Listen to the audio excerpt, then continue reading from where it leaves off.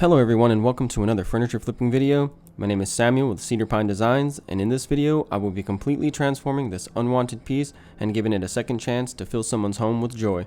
So let's jump straight into this project and get our hands dirty. Before I start any project, it's a good idea to clean all surfaces with a degreaser to prevent any dirt or grime getting into the wood grain or clogging up and wasting any of your sanding pads.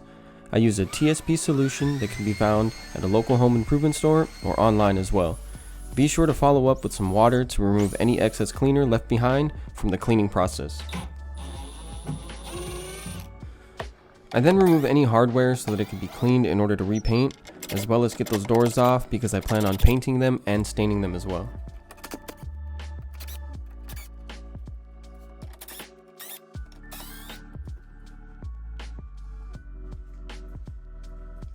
Cleaning is a very important step in the process of refinishing furniture, so be sure to take your time and do not skip this step.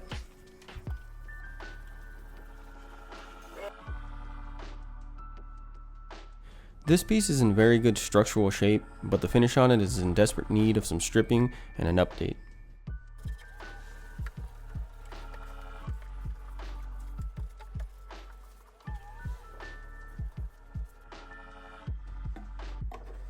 It looks like some glue has been spilt in the drawer and it's a bit difficult to remove, but after a little bit of work I was able to get it all out without any major damage.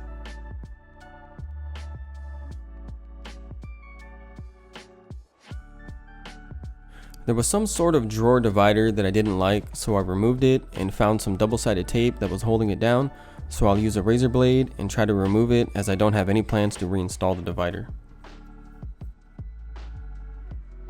I'm using a glue syringe to reattach the side of this drawer. With these older pieces, this is a common occurrence and can easily be fixed with glue and a wood clamp.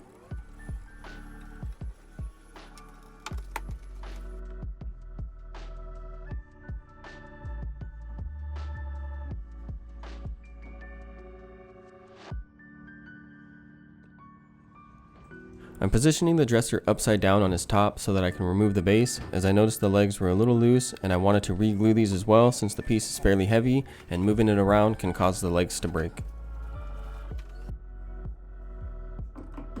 Lucky for me, the base was only held on by some screws and wasn't glued to the dresser, which made it easy to remove.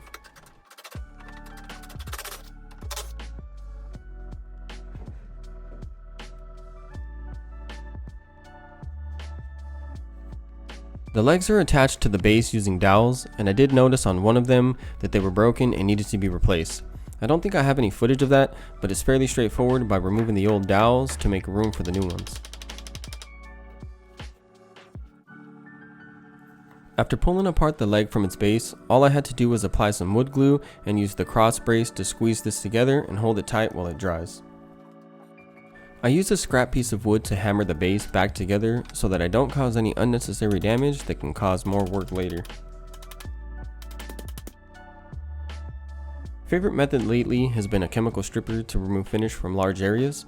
It keeps me from having to sand for long periods of time and saves my sanding pads. It does have a very strong smell, so be sure to wear a mask or respirator and work in a very well ventilated area. You can see the stripper working within minutes, and after about 15 minutes you can begin to remove the finish in sections. In some cases, you will have to apply this twice in order to get all the material off so you can sand the rest away and prep for the new stain. I wanted to save the wood on these doors because the grain pattern was very unique and I wanted to keep that character to the piece. But later in the video, I changed my mind as I didn't like how the stain took to the wood and I felt the contrast was too busy between the wood and the paint.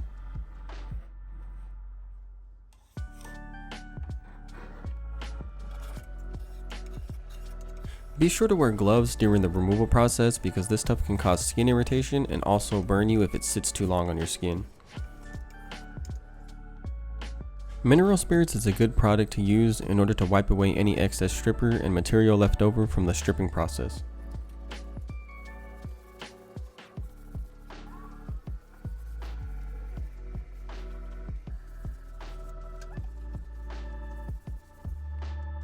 Once the wood has had time to dry, I then start the sanding process to remove the remaining stain. I start with 120 grit, I work my way up to 150, and then finally I finish with 220 grit before I apply my stain. When dealing with veneer, you want to be extra careful around all the edges so that you don't sand through the thin wood. In this case, the veneer is pretty thick, so I didn't run into any issues.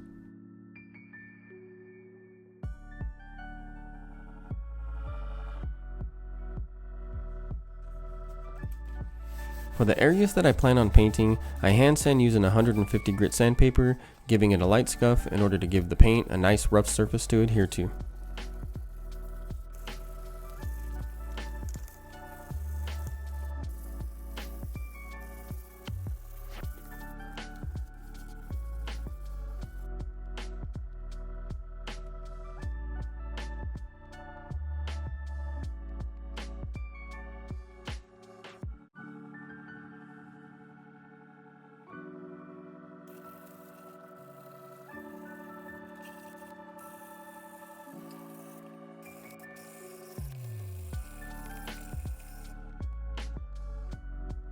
I'm sanding the base down to bare wood in order to stain, but be aware that typically the base is made of different wood opposed to the veneer used on the rest of the piece, so when staining, the color may differ just a little bit. Once the sanding is complete, I use a damp microfiber towel in order to remove all the dust. I really believe in using a pre-stained wood conditioner before applying your stain. It really does help the wood have a more uniform look and prevents any blotching of light and dark colored spots.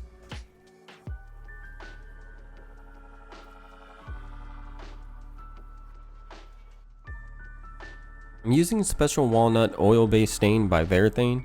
You want to apply your stain product within the first 10 minutes of applying the wood conditioner, because if you let it dry, it won't allow for any of the stain to penetrate the wood.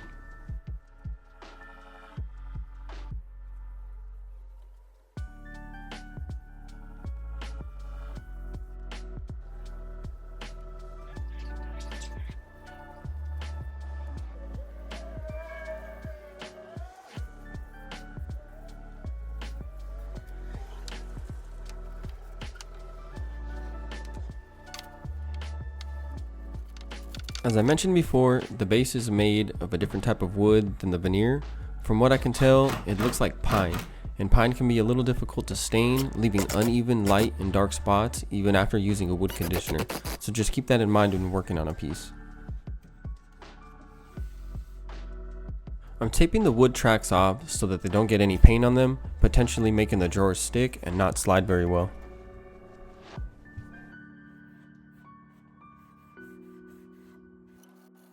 I decided to go with a two-tone wood and paint color combo for the drawers, which really makes the wood pulls stand out as the main focal point on the center of the piece.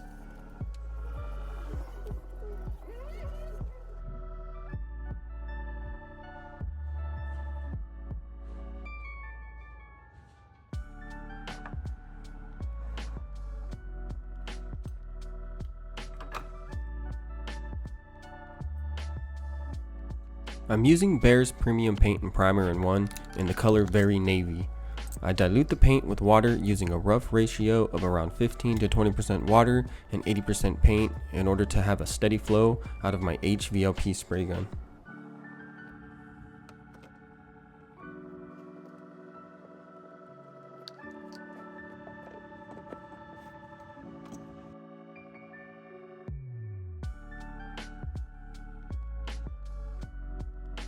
I've ran into this issue quite a bit lately where the paint doesn't quite match the sample card. So like I've done on previous projects, I end up mixing some of my black paint in order to achieve the color I'm happy with.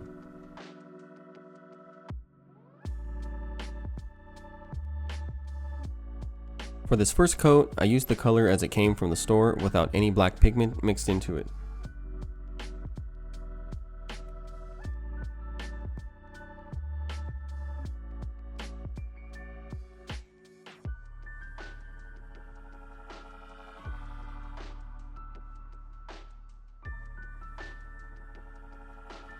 I typically spray about 3 coats with light scuff sanding in between each coat. For the first coat, I use a 220 grit sandpaper, and after the second coat, I use a 400 grit sandpaper so that the third coat comes out nice and smooth.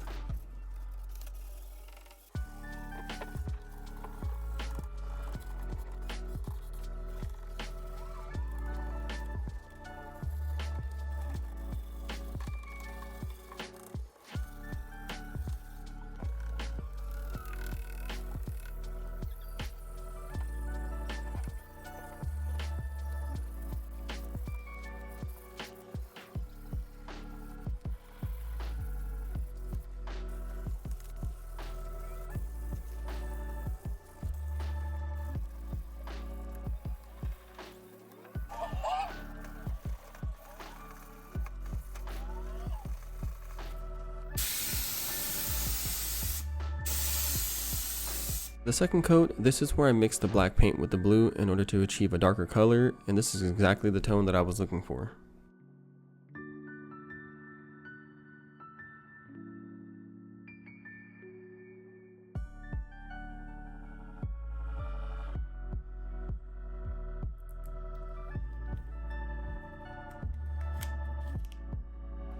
As you can see, after removing the tape, the stain didn't quite stay as uniform as it looked before taping off.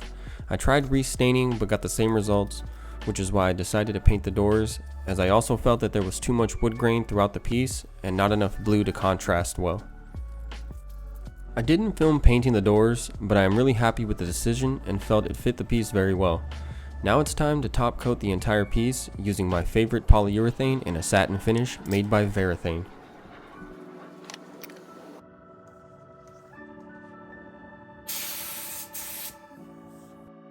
For the top coat, I will use about 2 coats, starting with a lighter coat and a scuff sanding of 220 grit sandpaper once dry. Then I'll follow up with a heavier layer for the final coat to give it a nice durable finish.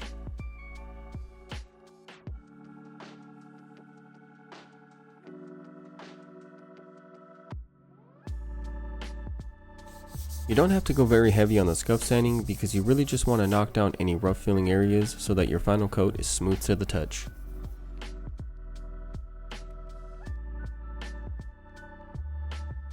After my final coat has had time to dry, I reinstall the hardware and remount the doors. I also decided not to paint the hinges as I didn't feel they needed it and weren't very noticeable anyway. Now let's take a look at some before pictures and get a look at the final review.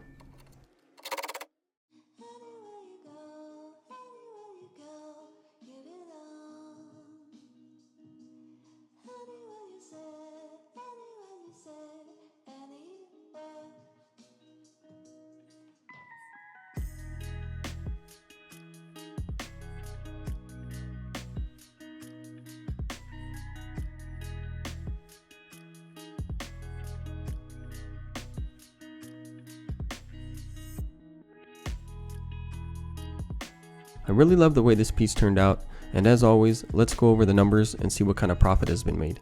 I picked this piece up for $50 on Craigslist, bought the paint for $20, used about $10 worth of top coat, and had all the other materials from previous projects, bringing my total investment to $80. I sent pictures to a client of mine who was interested, and the same day that I finished it, I sold it for $550. I have about 10 hours of labor into this piece, bringing me a total profit of $470 or $47 an hour. I'd like to thank everyone who made it with me to the end on this one, and I can't wait to see you on the next project. Take care.